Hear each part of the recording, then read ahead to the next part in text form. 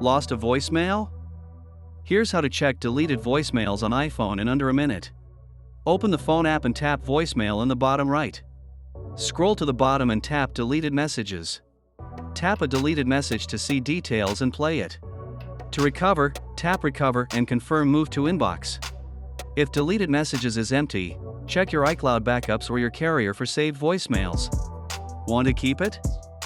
Save the voicemail by tapping share and exporting to files or voice memos.